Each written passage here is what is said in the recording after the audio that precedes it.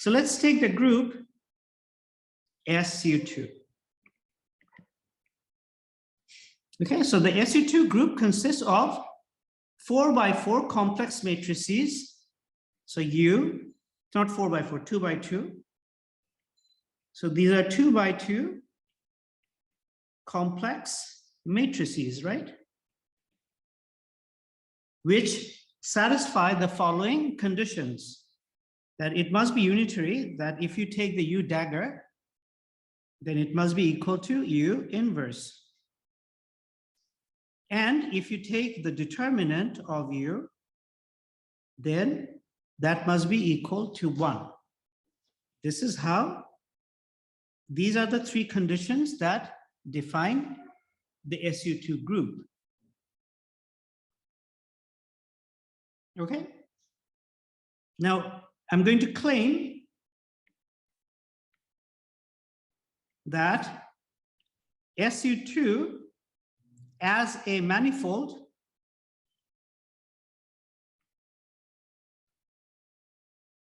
is a 3-sphere, or is an S3.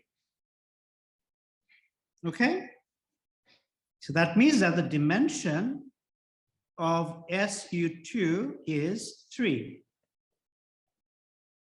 Okay, so we have shown this again and again, but I will repeat it, okay? So let's write U to be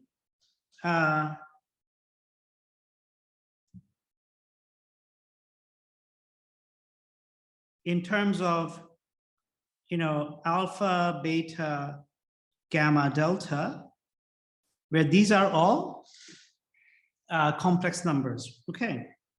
So alpha, beta, gamma, delta are complex numbers. And then if I use the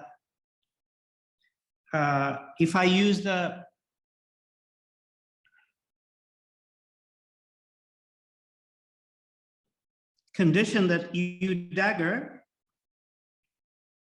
is equal to U inverse, then what happens is that I get alpha star, gamma star, beta star, delta star, okay? And here, what do I get? I get, I think, alpha, I forget what I get. Does anyone remember exactly the let me just dig up the. Those elements should be swapped diagonals, and off diagonals would be negated. Okay, yeah, Nahi, can you repeat? This should be, this is alpha, right? Delta. No, you'll have, I think, delta, and then alpha on like the 2-2 position. This would be delta, right? Yeah, and alpha on the 2-2 position, and no, 2-2 position actually. Okay. Oh, I see. Yeah. And then like minus gamma in the gamma position and minus beta in the beta position. And the determinant is 1, so you have no cofactor. Yeah, okay, yeah. So there is no, yeah, because there's a divided by determinant, right? So this actually means that, so that the number of condition goes from 4 to 2, right? The number of parameters goes to 4 to 2. And then we can write U as alpha. Now beta is equal to minus beta squared, right? And gamma is equal to minus gamma squared, sorry, gamma star, right? And delta is equal to alpha star, right? Sorry, I should use beta here. So this is alpha, this is beta, and then hang on, what is happening here? Yeah, okay. Why don't I do this? Why don't I substitute alpha, right? So then alpha becomes delta star, right? And this is delta. And then this is beta. and gamma becomes, is that right? Because we're supposed to have 2, right? Let me just look this up quickly, okay? I think you need to transpose the other matrix. The one with the Hermitian conjugate. You didn't transpose it. Yeah, you're right, exactly. Haha, thank you. Yeah. So this is gamma star, and this is, well, and I did, right? That's why beta, so alpha, oh yeah, this one's beta, this is gamma, right? I did transpose it, safe. Oh, then you transpose the opposite one. Oh, okay. So you're saying that this should be minus gamma, and this should be minus beta, right? Yeah, yeah. Okay, yeah. So yeah, so then I can keep alpha here, and I had beta here, but now instead I get minus gamma star, right? And where I had gamma, I keep gamma. And where I had delta, I have now alpha star. Okay, yeah, good. And then I also have to impose a condition that determinant of u is 1. Now, if I do this, then I get alpha squared minus, but that this minus cancels that minus, gamma squared equals to 1. But alpha is a complex number, so I can write it as, in terms of 2 real numbers, x1 plus I, x2. And gamma is also a complex number. I can write it as x3 plus I, x4. Okay, where all these xi's are real numbers, okay?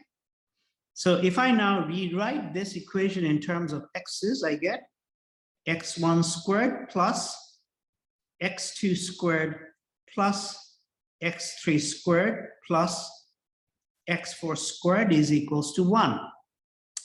This is an equation for a 3-dimensional sphere, right? Because it's a constraint on 4.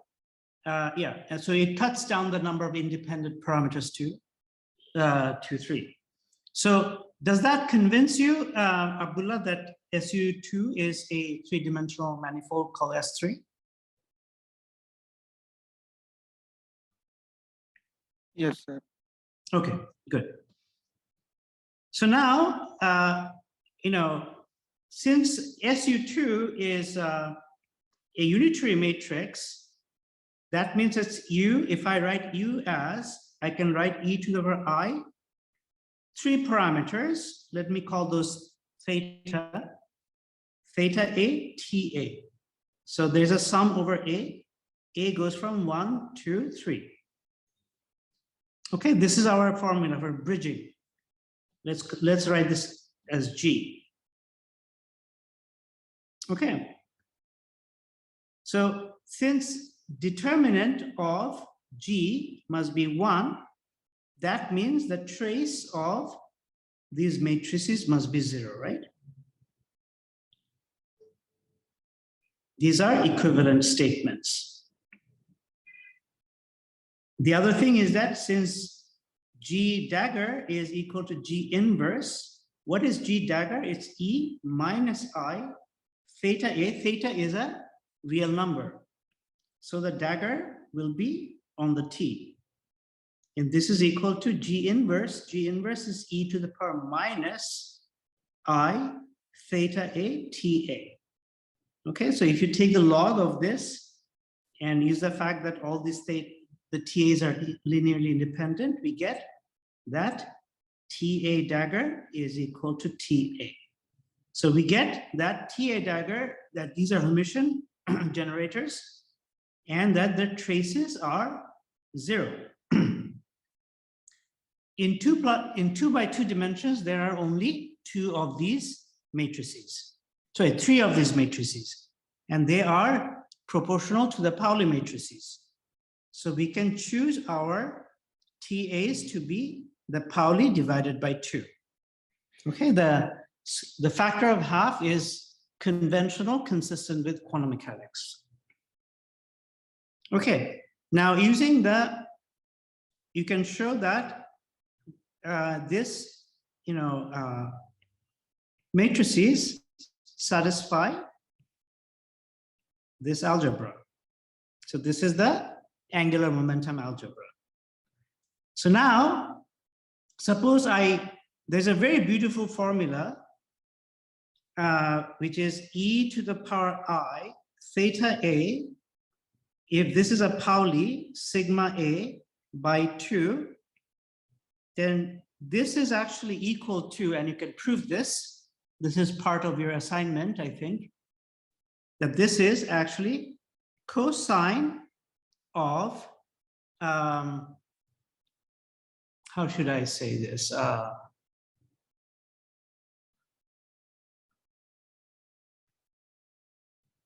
Okay, yeah.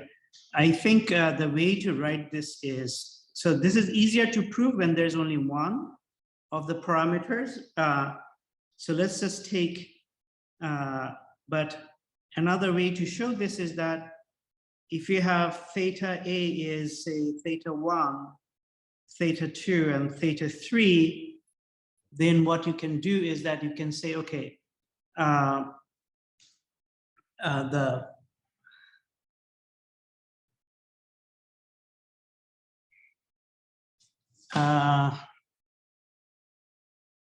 okay, there is a direction.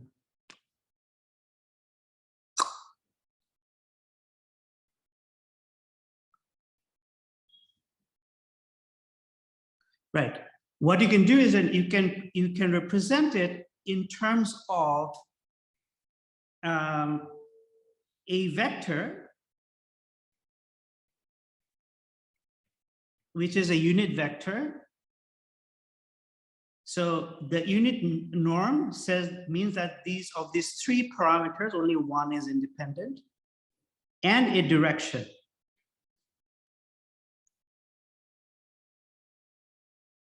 Oh, sorry. So a direction and an angle, theta. Yeah. Because to provide a direction, you need to, this is the direction vector. Okay, so let's call it, theta tilde, let's call it n tilde.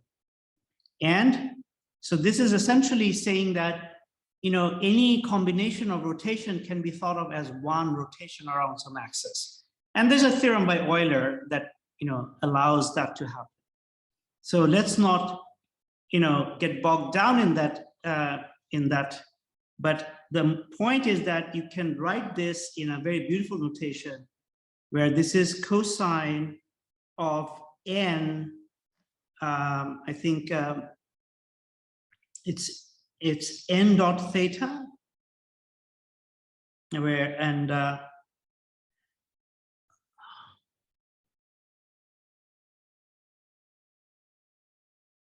and then plus I think I'm not sure if it's, I think, yeah, it's n dot sigma. There could be a half or there couldn't be a half. I don't think there is a half. And then sine of n dot theta. Okay. So there could be some slight mistakes in expressing that. But what I'm trying to say is that there is an analog, a generalization of the Euler formula for the exponential or the Pauli matrices.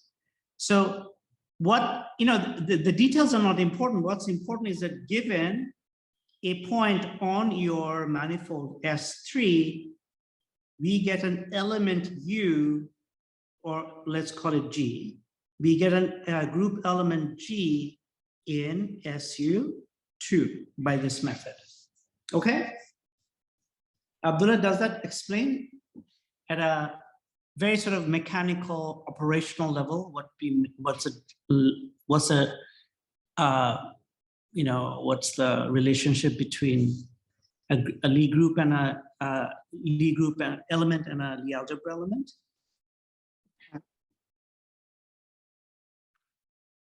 Sorry, I couldn't hear you. Yes, sir. Okay, any follow-up questions from this?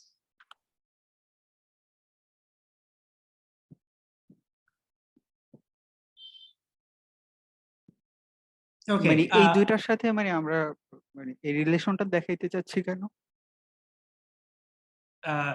দেখাতে চাচ্ছি তার কারণ হচ্ছে কি we are, you know,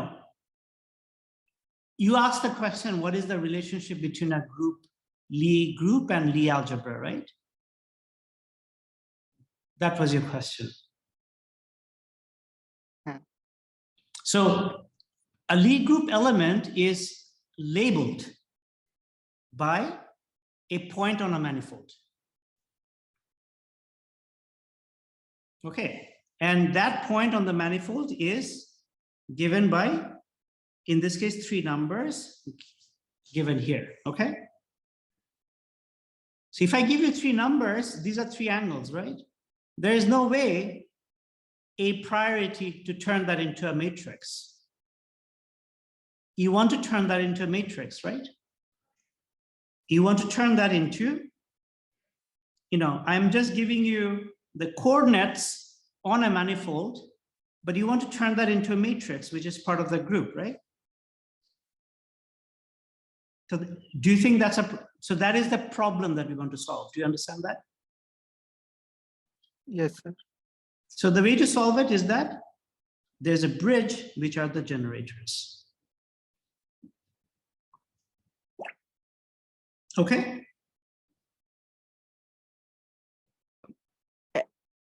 আরেকটা প্রশ্ন আছে মানে আমরা তো মানে গ্রুপ নিয়ে ইন্টারেস্টেড ছিলাম তো হঠাৎ করে মানে লি অ্যালজেব্রা নিয়ে ইন্টারেস্টেড হয়ে যাচ্ছে কেন মানে লি গ্রুপ থেকে লি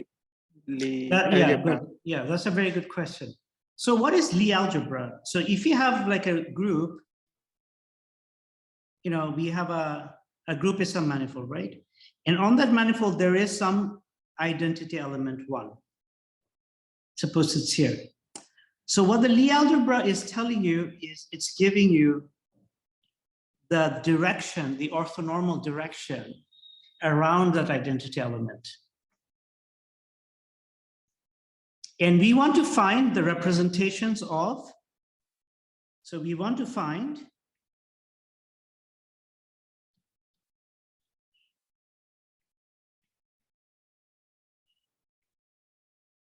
you know, all the representations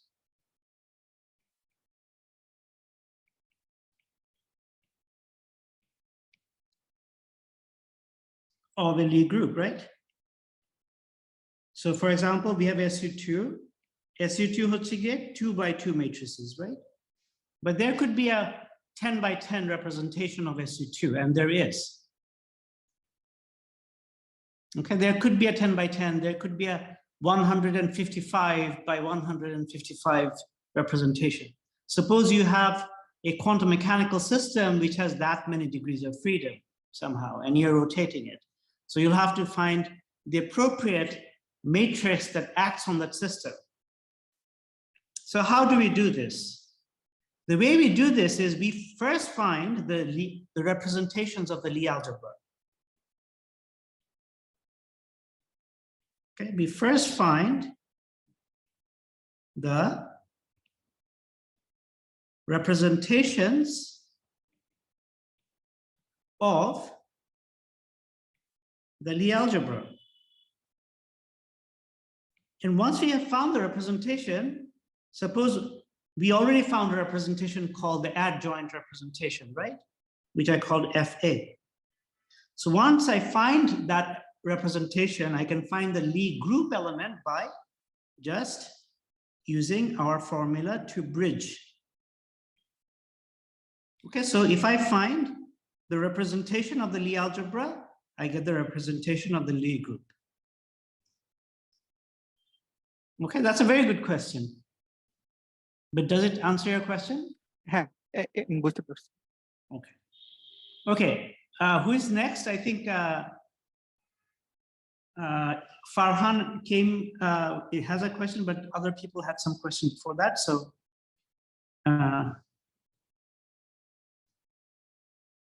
Okay, so I can wait. yeah, just wait a second. Yeah.